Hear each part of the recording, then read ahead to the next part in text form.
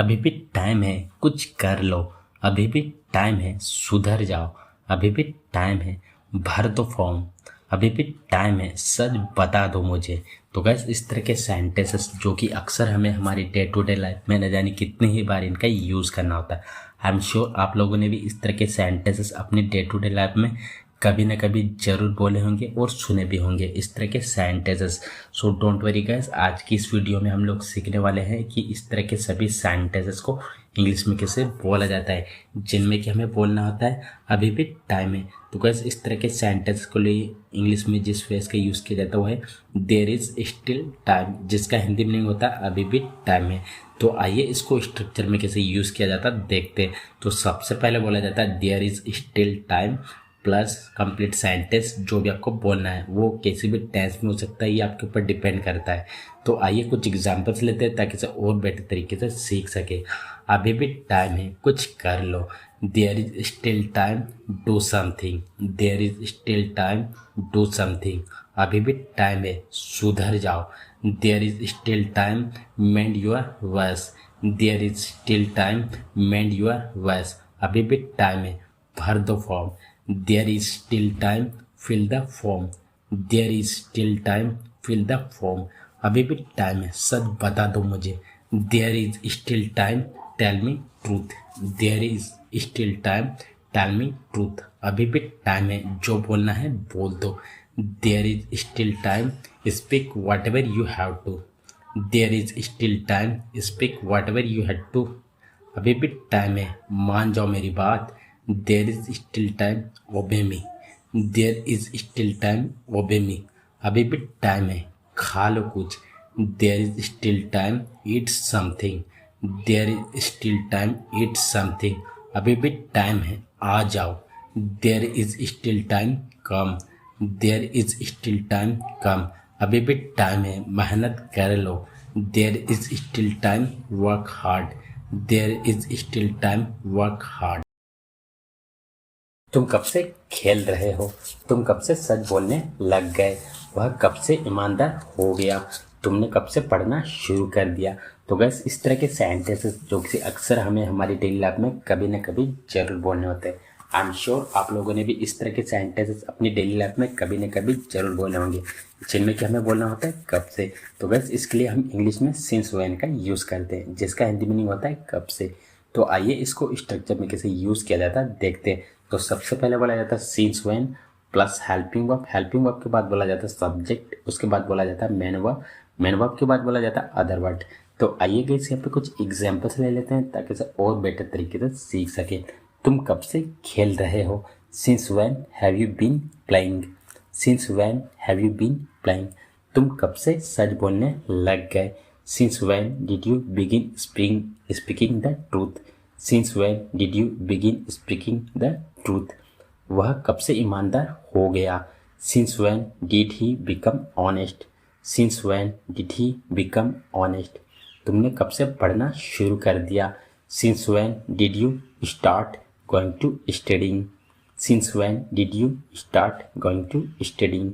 राहुल ने कब से जिम जाना शुरू कर दिया, since when did Rahul starts going to the gym. Since when did Rahul starts going to the gym? तुम्हारे साथ टाइम का पता ही नहीं चलता, तुमसे बात करते करते टाइम का पता ही नहीं चलता, रील्स देखते देखते टाइम का पता ही नहीं चलता, इस गेम को खेलते खेलते टाइम का पता ही नहीं चलता। तो गैस इस तरह के सेंटेंसेस जो कि अक्सर हमें हमारी डेली लाइफ में कभी ना कभी जरूर बोलने होते हैं।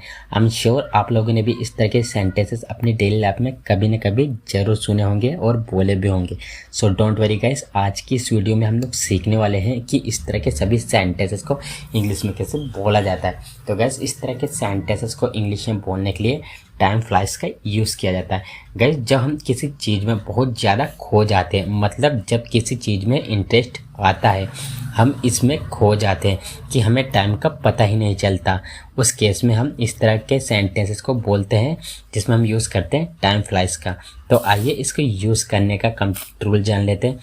तो सबसे पहले बोला जाता है time flies plus complete sentence, जो कि आपका किसी भी टेंस में हो सकता है। ये आपके ऊपर डिपेंड करता है कि आपको बोलना क्या है। तो आइए गाइस यहाँ पे कुछ एग्जांपल्स ले लेते हैं ताकि सर और बेटर तरीके से सीख सके। तुम्हारे साथ टाइम का पता ही नहीं चलता, टाइम फ्लाइज विथ यू, या फिर time flies when I am with you. तुमसे बात करते करते टाइम का पता ही नहीं चलता, time flies while talking to you, time flies while talking to you. Reels देखते देखते टाइम का पता ही नहीं चलता, time flies while watching reels, time flies while watching reels. इस गेम को खेलते खेलते टाइम का पता ही नहीं चलता, time flies while playing this game, time flies while playing this game. इसके अलावा अगर आपको पास्ट की बात करना हो, मतलब बीते हुए टाइम की बात कर रहे हो, तो इस सिचुएशन हम टाइम फ्लू का ही यूज़ करेंगे। रूल हमारा सेम होगा। उसके बाद कंप्लीट सेंटेंस बोला जाता है, जैसे कि तुम्हारे साथ तो टाइम का पता ही नहीं चला, time flu with you, time flu with you. Reels देखते देखते टाइम का पता ही नहीं चला, time flu while watching reels, time flu while watching. दोस्ती का मतलब होता है विश्वास, जिंदगी का मतलब होता है संघर्ष, प्यार का मतलब होता है दर्द।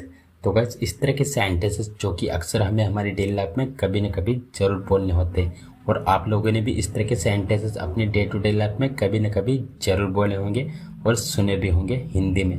सो डोंट वरी गाइस, आज की इस वीडियो में हम लोग सीखने वाले हैं कि इस तरह के सभी सेंटेंस को इंग्लिश में कैसे बोला जाता है। तो गैस इस तरह के सभी सेंटेंसेस को इंग्लिश में बोलने के लिए जिस स्ट्रक्चर का यूज़ किया जाता है वो है, सबसे पहले बोला जाता है सब्जेक्ट, उसके बाद बोला जाता है हेल्पिंग वर्ब, हेल्पिंग वर्ब के बाद बोला जाता है ऑल अबाउट, उसके बाद में नाउन या फिर ऑब्जेक्ट।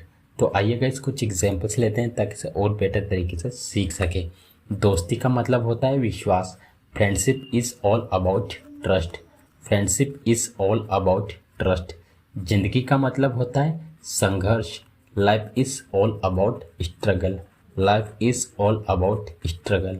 प्यार का मतलब होता है दर्द, love is all about pain, love is all about pain. ईमानदारी का मतलब होता है respect, honesty is all about respect, honesty is all about respect.